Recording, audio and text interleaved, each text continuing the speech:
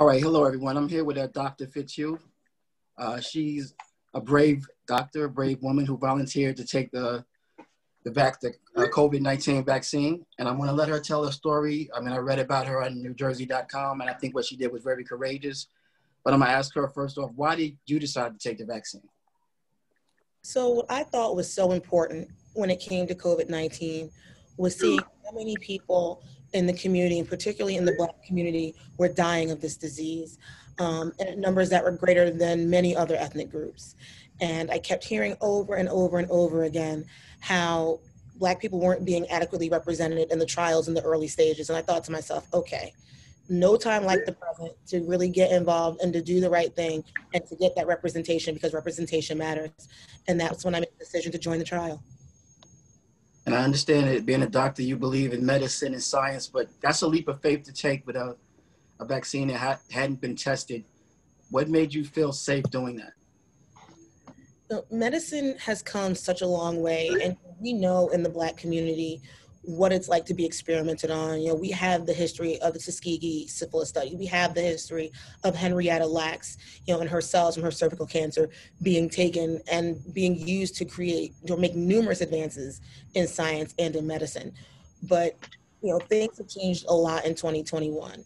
You know, there are institutional review boards, a group of people who sit down and make sure that every study is done to the letter, ethically, and that people are not harmed, no matter what their racial or ethnic background is.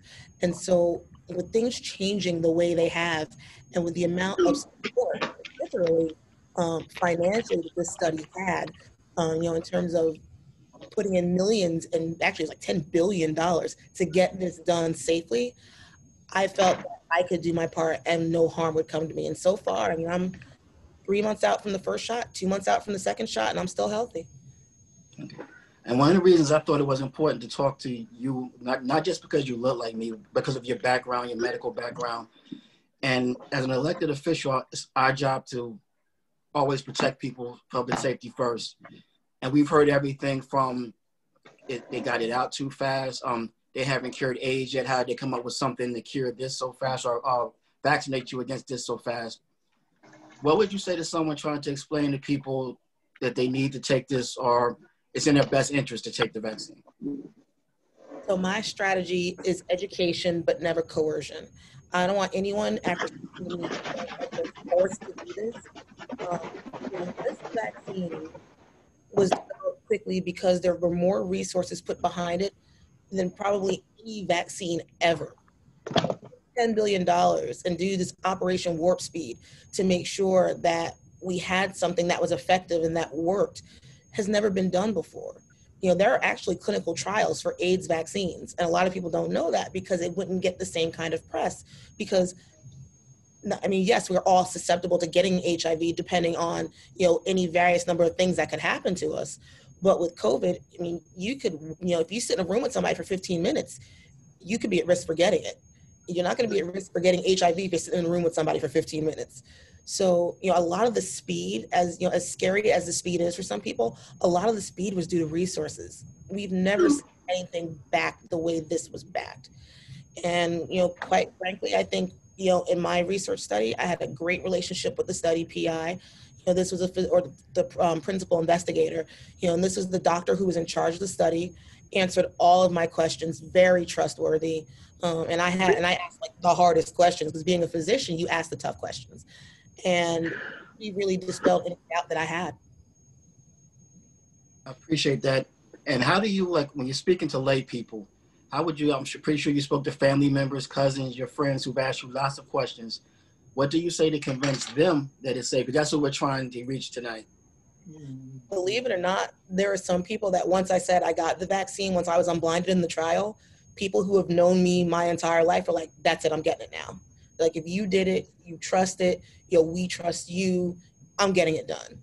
And I've had a number of people that I've known since I was like 2 feet off the ground who told me that. And that really moved me, just knowing that they trust my judgment.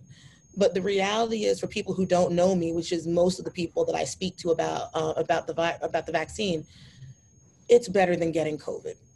I mean, truth be told, I have friends who have had COVID. Some of them have those long hauler symptoms, have been sick for months. and we don't know what the downstream effects will be of COVID. Of course, people have the same argument for the vaccine, but the reality with the vaccine is most side effects that come up from a vaccine will happen within a day or two, or if you have an allergic reaction, it'll happen on the spot. And that's all more rare. Whereas with COVID, everybody who's gotten sick seems to have some kind of side effect when it's over. And I just don't want people in our community knowing that, unfortunately, we have other medical issues. A lot of us have high blood pressure. I have it. You know, a lot of us are overweight. You can tell by looking at me, I'm overweight. So I struggle with a lot of the same health issues that our community struggles with. And for me, getting that vaccine was a better alternative than potentially dying from COVID. And I'm at a higher risk because of my health issues. And being that you are a doctor, do you see that with the underlying conditions that people are not, I guess they're feeling they're gonna, I'm sick anyway, it doesn't make a difference, or people are not taking it as seriously, or things like that? So, I mean, there are some people who look at it that way. My response is the little itty bit of side effects that I had the day after the second shot are far better in comparison than being dead. And that's how I look at it. And when you have significant medical issues, and even for people who don't, I mean, you know, people who are young and healthy go, oh, I'm young and healthy, I'll survive it. But that hasn't necessarily been the case for all people who have gotten sick. So you can't rely on being young and healthy to get through it. Just like, you know, I can't rely on with my medical issues getting through it if I get sick. So I've been telling people, don't take this for granted. You know, you could be young and healthy and die of COVID just as much as you could be, you know, older and have medical issues and die of COVID. So, you know, we have to take it seriously. And I think the vaccine is one way to protect ourselves and each other. And I think a lot of people don't seem to understand, I've had this argument, is that yes, you can survive COVID, but you may not ever be the same again. Can you elaborate on that? So we're seeing a lot of people with a lot of health issues that they have post-COVID or after COVID that they did not have before they got sick. So a lot of people have what we call decreased lung capacity. It's harder and harder for them to breathe, and they can't do things the way they used to. So there are people who could like run 10, 15 miles at a clip, and yeah, you'd be tired, but they wouldn't know any, you know, that would be their normal. Whereas now they have trouble walking up the stairs, you know, and doing simple everyday life things because their lungs are so damaged from COVID. There are people whose hearts have been damaged from COVID-19. So they have regular heartbeats they didn't have before. They have racing hearts that they didn't have before. Some people have issues where they make too many blood clots, and that's dangerous. That's the thing that can kill you. So yes, you can certainly survive COVID, but your body may not be the way it was before. So the best thing to do is not get COVID in the first place. And why do you think that message is not resonating among the community? Because we suffer just, you know, more than other communities. Been devastating in some areas, Milwaukee, Chicago. We see what's going on in California. Why do you think that's the message that's not sinking in? Do you think it's historical, what's going on in the past, or resistance to, you know, medicine disparities? I think it's a combination of all of that. You know, it's hard to trust an establishment that did not treat you well. And we know that historically, Black people were not treated well in the establishment.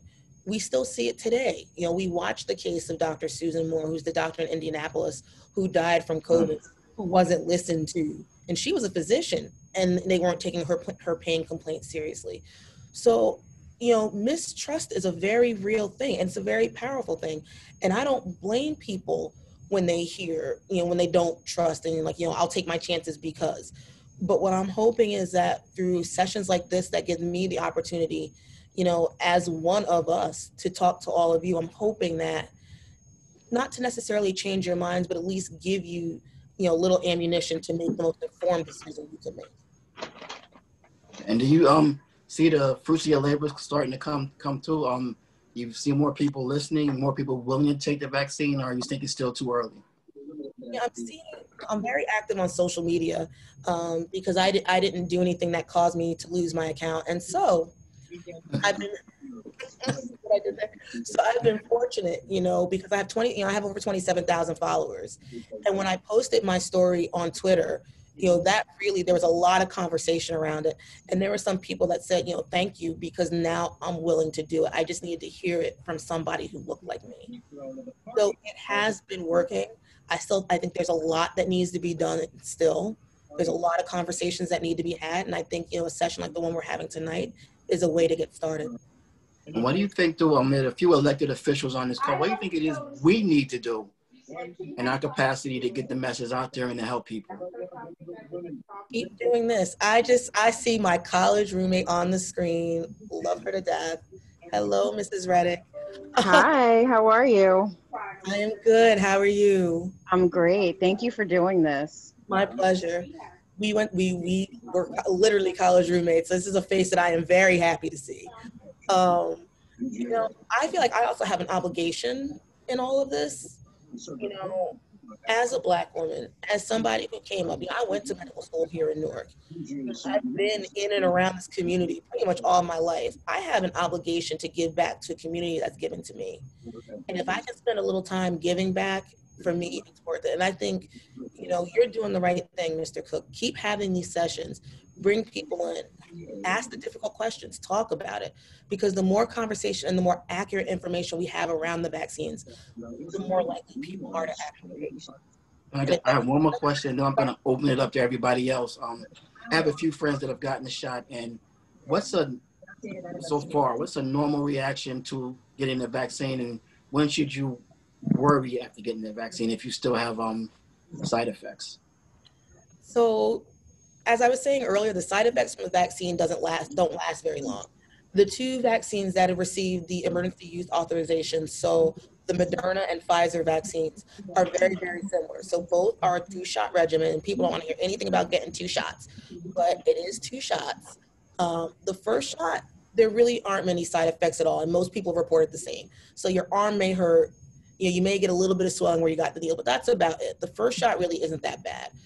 The second shot is where people seem to see more of the side effects, and I experienced that as well. So the day after the second shot, I had a low-grade fever. It was 101 degrees Fahrenheit, which is not the worst I've ever had, so I didn't even do anything about it. I just figured my body's doing the work. I did have some fatigue. I was tired for a couple of days after the injection. I had chills go along with the fever, but that can be expected. And I did have a headache for a few days.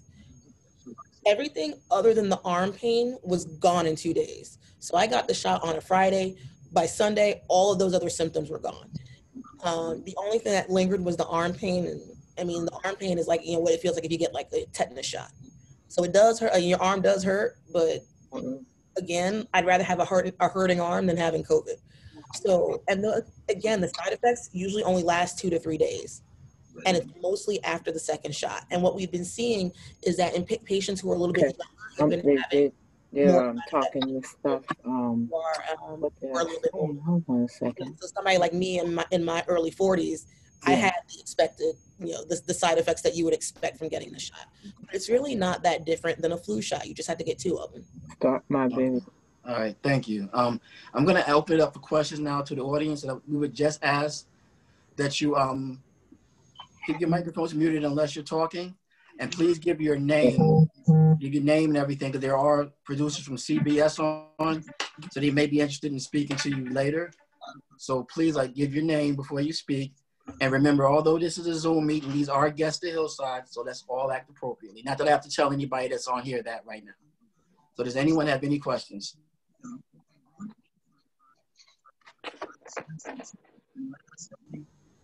Yes, Mr. Epps. Hey. Hi, how are you? Councilman Craig Epps. I'm actually in law enforcement 25 years, and I'm actually scheduled to take my first shot tomorrow. I was concerned about some of the side effects that the doctor mentioned. But how do you cope with it? Is it something that the first shot, you didn't say you had no side effects at all for the first shot? The only thing after the first shot was that my arm hurt. And honestly, you can take, if your arm hurts a lot, you can take like Tylenol, Advil, Motrin, any of those will take care of any of those side effects. And honestly, the same thing with the second shot. If for some reason you develop a fever, or you get chills, or you have muscle pain, because some people have been reporting that, you'll want to do the same thing. Just take Tylenol or Advil, Motrin as directed, and people do fine. Now, as for those medicines that you just mentioned, I also have high blood pressure, so I don't normally take those medicines because of that. So how do for high blood pressure, is that something that you can cope with? The headaches and stuff, having high blood pressure, does it raise your blood pressure at all, this medicine? So I take Advil for other things. I didn't take it when I was, when I got the vaccine. Of course, I didn't know I'd gotten the vaccine until 3 days ago, but I didn't take anything when I got it because my threshold for things is pretty high. So like, for me, like arm pain, I'm not going to take an Advil unless my arm's about to fall off, because that's just how I am. I guess my pain threshold is a little bit different. That said, I do take Advil for other things. I've never had issues with my blood pressure. Okay. And I have high blood pressure too. Okay. One last thing, I know those other people have questions. Who was that question? Come back to me. Somebody else might have another question. I'll come back. Anyone else have a question they would like to ask? God, ain't never quiet any other time. No questions for your roommate? Wait, no, I see Miss Cook has a question. Okay. I got 2 hands up. Okay. I have one. Okay. 1 second. Okay, so I don't have a question. I'm Miss Cook, Hillside Board of Education president. I actually just took the vaccine today after checking with my doctors. I have asthma, and I'm actually feeling good. No pain was associated with it. I talked to my doctor. She talked a little bit about the Tylenol. Did you really, if you're in extreme pain after it, you could take it, but it's really not necessary. That the pain does subside. But I haven't experienced any side effects. Even with the shot, it was no pain associated with the shot. So when they gave it, so that helps anybody. I am doing good. Thank you for sharing that, because you brought up some things that are really important. The shot's not bad at all. Like I had the shot twice because the study that I'm in, you have to get 2 injections. The shot's not bad. I had no issues at all with the shot. Like I said, the side effects that I had weren't even after the first shot. It was after the second shot. So, I was right along with you. I was right along with you, Ms. Cook. I didn't really have any issues after that first shot at all. And I am glad to hear that you got it and that you're doing well. And does anyone else have any other questions before I ask another one? Yes, George. Yeah. Yes, George. I'm Okay. with my wife. My wife has one. She's with me. Okay, but somebody else said something before. You want to let somebody that hasn't spoken go first. Who was that? Shirell Smith. Okay, you can go ahead, Shirell. Hi, my pleasure to meet you. I'm Shirell Smith from Hillside. My mom is 87 and she's had many complications and what have you. She's looking forward to taking the shot. She's ecstatic. I'm a caretaker. Yeah, I know. I'm a caretaker, and that's my baby.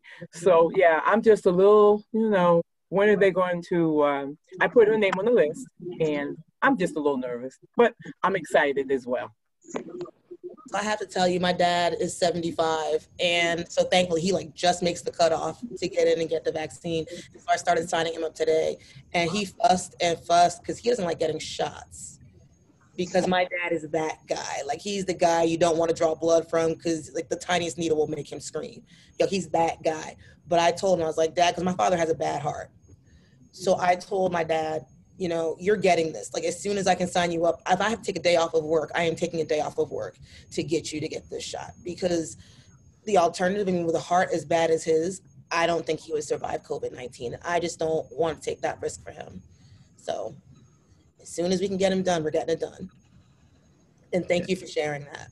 All right, Craig, I'll get right back to you. But I had Renee Howard sent in a question. It was about allergies. She had heard that it was dangerous for people with allergies to take the vaccine. Give us some information on that.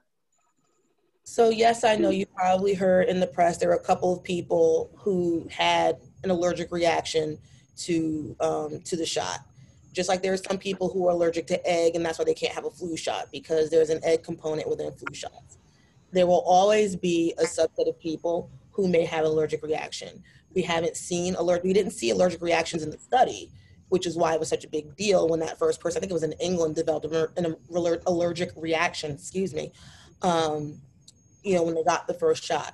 That said, most places are set up that they have EpiPens, or, so the epinephrine pens for people who have really bad allergic reactions on site. But that's people who have reactions to medications and things. People who are allergic to like dust or mold are not likely going to have a reaction to the shot. But it's certainly a valid question because that is one thing people worry about. But the vaccination centers have been very good about having everything available on site should somebody have an allergic reaction. The one thing I didn't mention, but it's important, is they make you sit there for a half an hour after the injection to watch you, because they recognize that if you're going to have an allergic reaction, it's usually pretty immediate and it will come on within that 30-minute time period that you're forced to sit there. So both times that I got the injection, I made sure I brought my laptop and my phone so I had something to do while I sat around waiting for 30 minutes so I could leave. So they will watch you for a little bit before they let you go. Councilman Epps, you had another question you wanted to ask? Yes, two. Mine is, can you get this COVID after you get the shot? Is it possible to still get COVID after you get the shot? And if so, is it the first shot, second shot, or? So the way these vaccines work, after the first shot, you have somewhere around between 50 and 60% protection from the virus. So you can certainly still get sick from it after the first shot. And we've actually seen some of that. I know you probably heard the news today, Bonnie Watson Coleman came down with COVID, unfortunately, after the attacks on the Capitol. And she had only gotten the first shot. So you can certainly still get it after the first shot. There's reason to believe that you could potentially catch it after the second shot. You may not get sick. That's why they say the efficacy is between 94 and 95%. You may not get sick, but if you're carrying it because your body is trying to fight it, you can pass it on to other people. So until we hit that, that magic number, that 70% that everyone's touting as the herd immunity number, until we hit that number, like I still do, right now, I'm sitting in my office by myself. There's nobody else around, which is why I can have my mask off. In a usual work day, my mask is on unless I'm eating. And if I'm eating, my door is closed. Because even though I've been vaccinated and I have some level of immunity, obviously, because I've been vaccinated now for 2 months, I don't want to take the risk that if I do pick it up, that I could pass it on.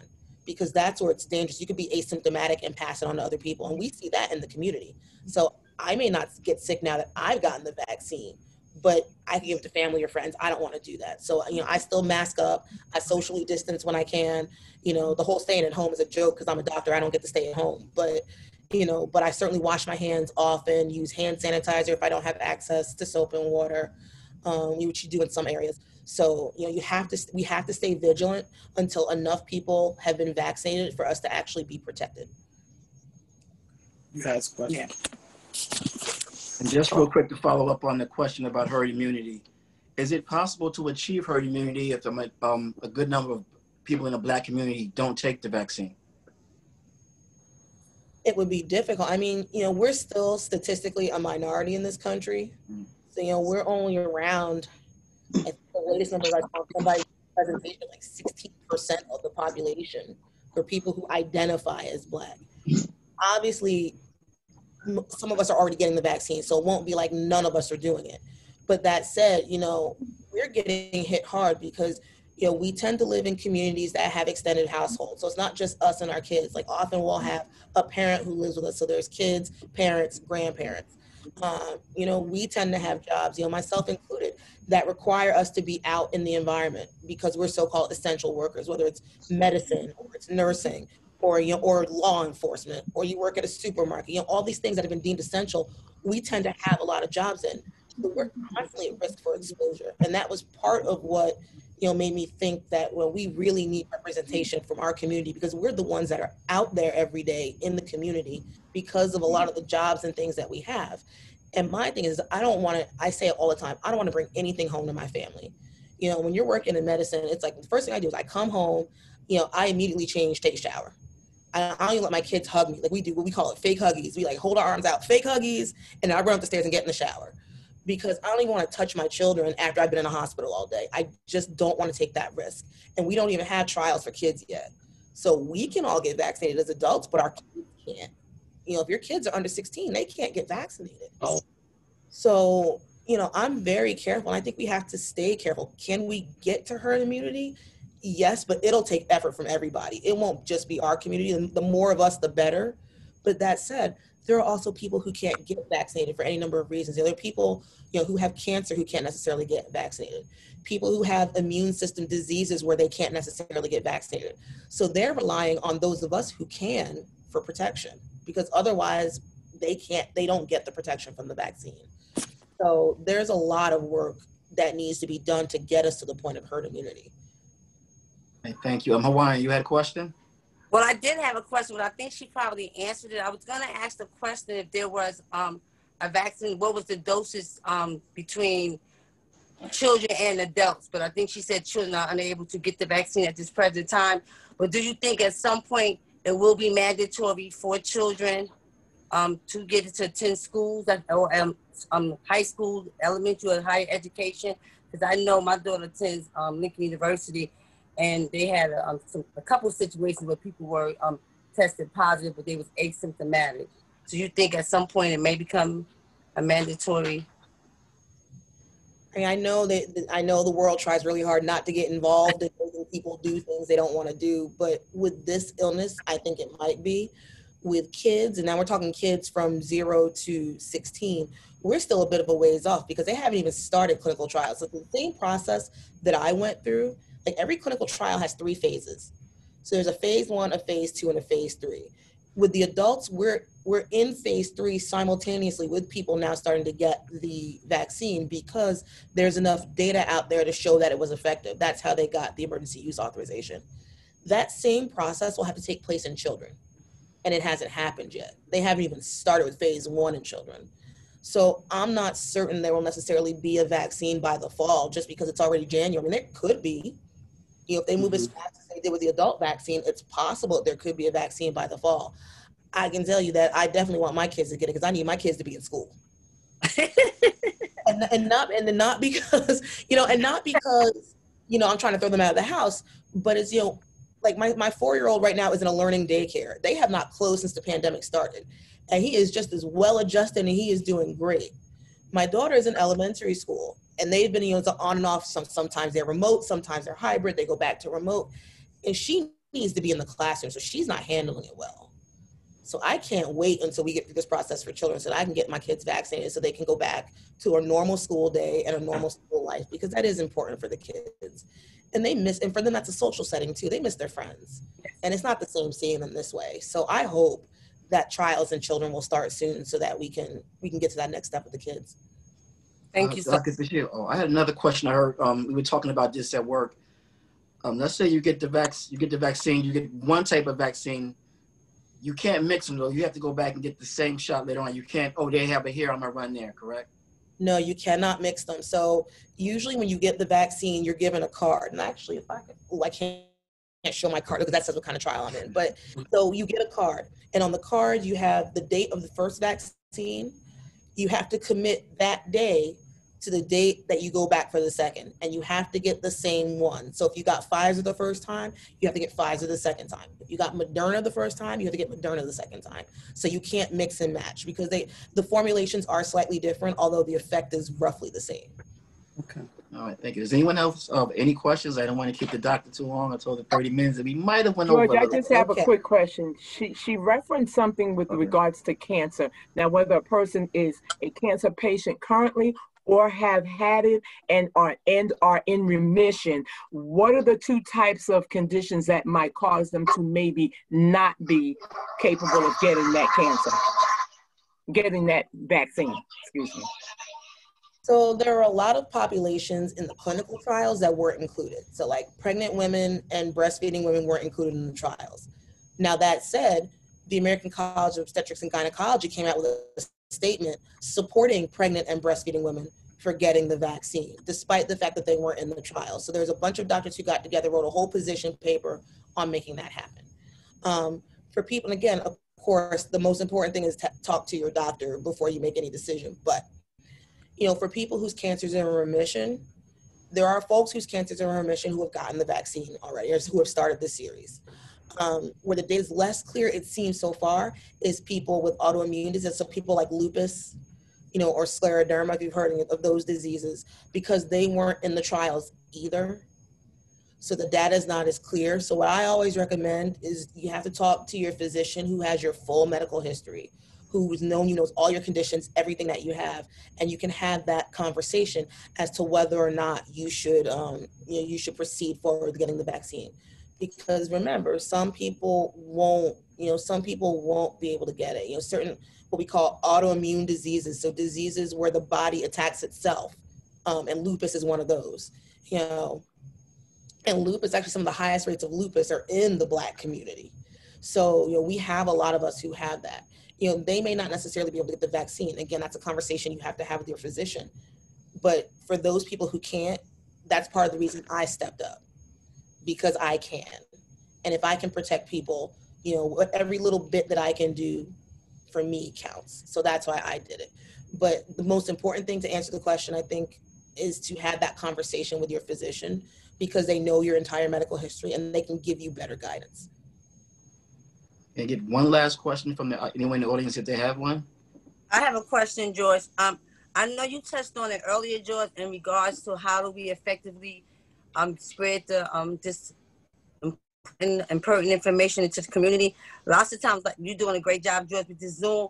But what about the individuals who don't have Zoom, or who are not privileged to computers? What would you suggest in regards to promoting the vaccine?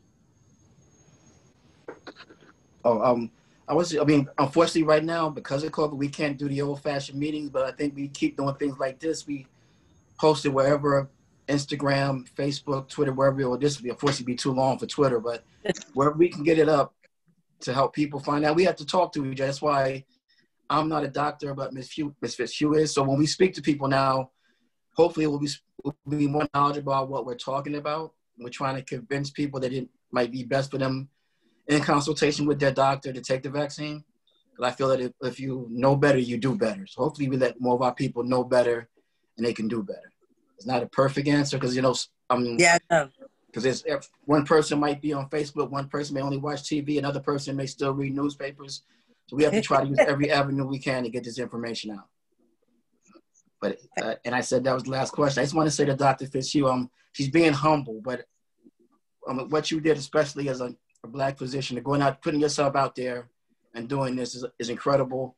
I mean, Stacey Abrams is getting a lot of shine right now. I think you should too. You're like the medical Stacey Abrams. So we appreciate you and thank you so much for what you did and what you're still doing. Thank you so much. It's my pleasure, and I'm glad to be able. Like I said, for me, it feels like it's only a small bit, but it really does matter, and we really need more faces like ours in the forefront of this battle. So thank you very much, Mr. Cook, for inviting me, and thank you all for coming out tonight. I really appreciate every single one of you. Thank you all for coming out. Thank everybody for acting right. Appreciate it. Yes, joking. All right, everybody have a good night. Thank you again, Dr. Fitzhugh, and y'all go get that shot.